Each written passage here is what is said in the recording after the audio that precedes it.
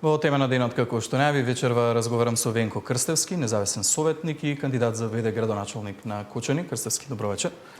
Добро вечер, ви благодарам на поканата и голем поздрав до вашите гледачи. Крстевски, за утре е најавена седницата на Советот на општина Кочани, на која што треба да биде избран ВД градоначалник, тој кој што ќе го замени до изборите Папазов, кој што во моментов е во притвор и си поднесе оставка. Вие сте единствениот кој што до сега имаше храброст да излезе јавно и уште во петокот да најави кандидатура за ВД градоначалник. Зошто? Точно. Гледајќи со каква агонија се соочуваат институциите на градот, како општината, така и комуналното јавно предпријатие, сметав дека е неозбилно толку да се развлекува процесот. За жал, се уште немаше официјален кандидат и затоа моментално јас сум единствен официјален кандидат за утрешната седница за избор на ВД градоначалник и повторувам, немам никакви стравови, туку баш напротив, осеќам генерацијска потреба за да се нафатам таа функција да ја обалувам најдобро колку што можам за следните 6 месеци. Сега гледам сликата на советници во општината Кочани. По бројот на жители, општини до 40.000 има 19 советници. Реално гледано имате големи шанси да добиете поддршката од вашите колеги за да застанете на чело на општината Кочани во следните 6 месеци. Меѓутоа, имате ли разговарано со нив лично, што велат вашите колеги кои што се дел од политичките партии, затоа што вие сте единствениот независен во Советот на општина Кочани? Јас сум 100% сигурен дека доколку советниците гласат по сопствено убедување дека утре јас ќе бидам градоначалник на општина Кочани. Мене може да ме спречи само евентуално некоја партиска директива, која се надевам дека нема да биде во случајот на утрешната седница, бидејќи јас како советник имам и најголем број на гласови од советниците, втор мандат сум советник, имам доста искуство во оваа работа и народот многу добро ме знае, знаат и самите советници дека имам огромна поддршка во овој процес да бидам ВД градоначалник и сметам дека ова е историска шанса не само за Кочани, туку и за државата да покажеме поинакво ниво на политичка култура и да пробаме да наметнеме некои позитивни процеси во државата. Тој што утре ќе биде избран за ВД градоначалник на општината Кочани, има временски период од околу 6 месеци да раководи со општината. Може ли нешто да се направи за 6 месеци или што би направил Венко Крстевски ако ја доби Апсолутно да, 6 месеци, но меѓутоа имајте предвид дека вие се клучните 6 месеци за општина Кочани. Ама и многу малку да се врати до вербата дека системот во Кочани функционира. Најбитно од се е прво да ги смениме тие навики кои што ги имавме претходно. А тие навики се партизација на институциите. Ние за жал имаме нефункционална општина и нефункционално комунално предпријатие. Моментално оставка си даде и шестиот назначен директор. Тоа е како плод на лошите политики од владеачката гарнитура во градот до сега. Затоа јас како градоначалник прво нешто што ќе направам за комуналното јавно предпријатие Водовод, ќе распишам јавен конкурс за директор на истото и прв пат во историјата на Кочани нема да биде предуслов партиска припадност, туку ќе може да се пријават од сите партии, сите способни луѓе и заедно со комисија која што ќе се формира во рамките на предпријатието да избереме соодветна личност за директор на тоа предпријатие. Верувајте, 6 месеци е многу период за да успееме да го дигнеме градот од оваа апатија агонија која што се наоѓа. Јас сум најкредибилен представник на младите во Советот.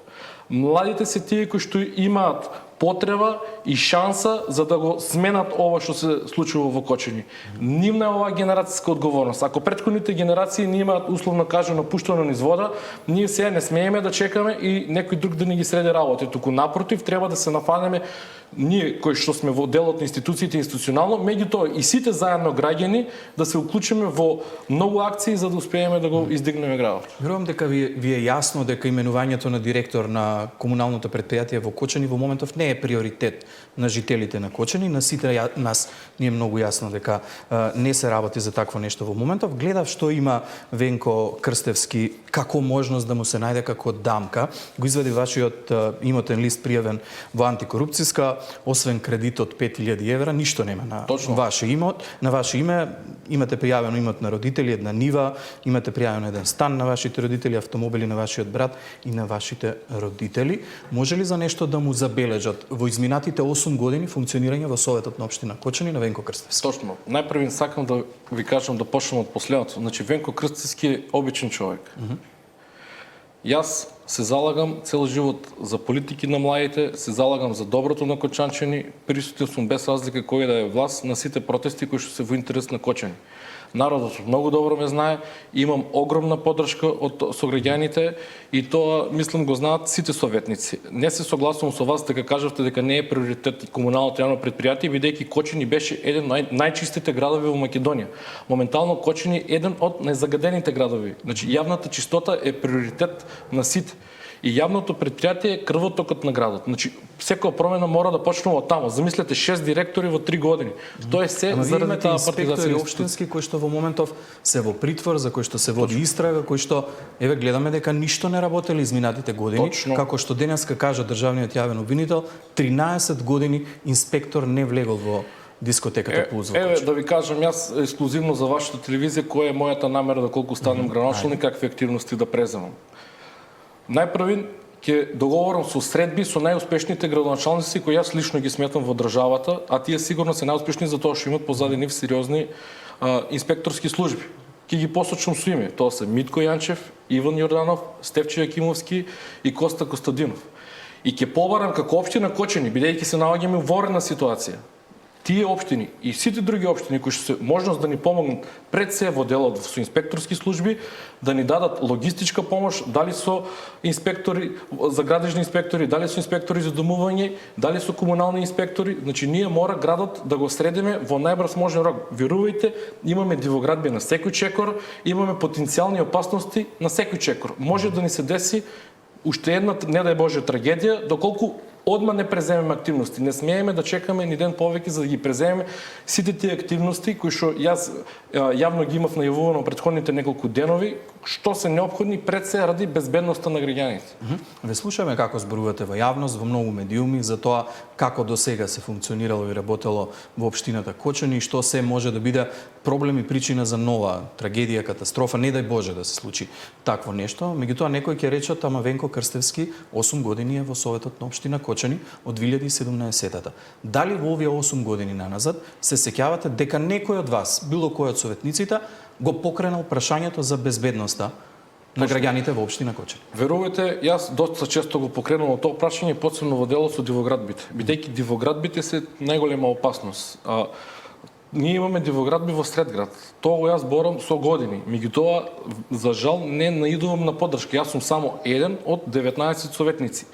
Иако имам најголем број на гласови, сепак сум само еден. Доколку бевме повеќе советници, апсолутно ви ветувам дека ќе се сменеа многу работи, како што сега ветувам овде пред вас и пред целата јавност, доколку добијам политичка и институционална, дека уште од првиот ден ќе се нафатам во промена на тие работи. Венко Крстевски до сега не е бил на власт, Венко Крстевски до сега нема извршувано никаква извршна функција. Јас мора да добијам право за да виде јавноста дали можам да испорачам сето тоа што го ветувам. Апсолутно ве прашувам во интерес на граѓаните и јавноста да знае за што точно се работи, за каква личност се работи. Ако не грешам, ви вечерта на трагедијата на 16 март бевте во дискотеката Пулс во Кочани. Предпоставам дека и како сите млади во општината Кочани и многу пати претходно сте оделе во оваа дискотека.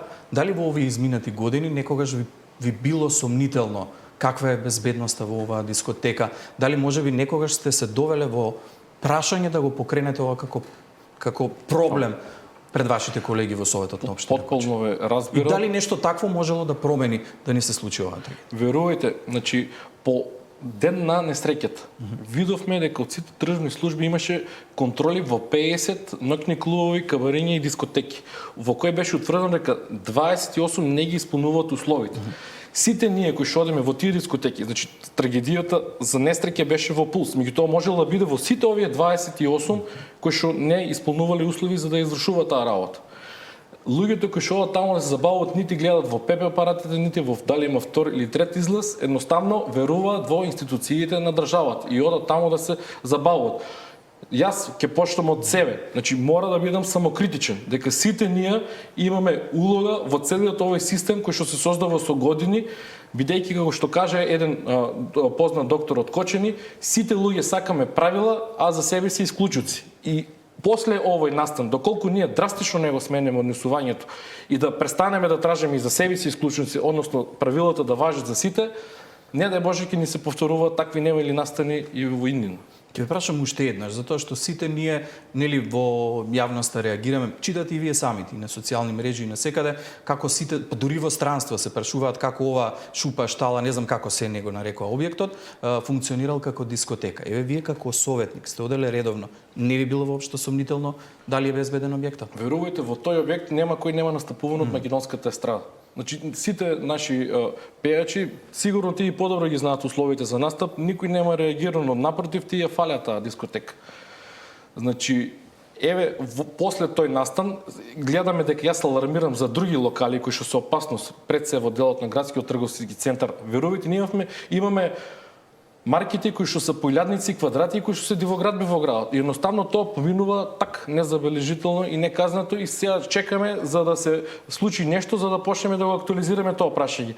Меѓутоа сега е време за акција и за реакција. Јас сум спремен за таа акција, сум решителен и ветувам дека ќе ја извршам до крај и целиот процес дека ќе биде заедно со поддршка на јавноста и јавноста ќе биде запознаено за се што се случува од општина Кочани и од предпријатијата кои што се под општина Кочани. Да, за жал граѓаните на Кочани ќе можат дури за 6 месеци да го кажат своето мислење и својот став. Јас за крај морам да ве прашам со оглед на тоа дека до сега во постапката се уфатени тројцата претходни градоначалници на општината Кочани, видовме поголем дел од инспекторите кои што функционирале во рамки на општината Кочани. Вие лично што мислите, дали имаше некој кој што требаше да биде опфатен, а во момент не е опфатен со истрагата и постапката за одговорност? Моје лично мислење и по односно укажувањата на луѓе кои што се стручњаци од областа на безбедност е дека постапката се води во погрешна насока, а тоа е во делот на издавање на лиценцата, а не во делот за смртните последици. Според мене, најголема одговорност за настанот е во МВР и сметам дека обвинителство треба да го води на поинаков начин самиот настан, меѓутоа оставам на стручните лица да проценат. И исто за крај сакам да кажам дека доколку во текот на утрешниот ден по партиска директива, ќе повторам, и на владеачката партија, а пред се овде ќе посочам и опозицијата. Доколку по партиска директива, јас на утрешната седница не добиам потребен број на гласови за да станам градоначалник, за 6 месеци има избори. Нема каде да бегат, нема каде да се кријат. Ќе се виделе за 6 месеци на избори, ова ексклузивно го кажувам пред вас и вашата емисија, и тогаш народот ќе каже дали сака промени, дали сака младите да донесат некоја поинаква политичка култура или сака партизирани и ограничени и затворени институции кои што ги генерираат сите овие проблеми сите овие години. Ова значи дека за 6 месеци ќе се кандидирате за градоначалник. Да. Венко Крстевски, гостин во тема на денот, благодарам многу за гостување. Благодарам и на вас.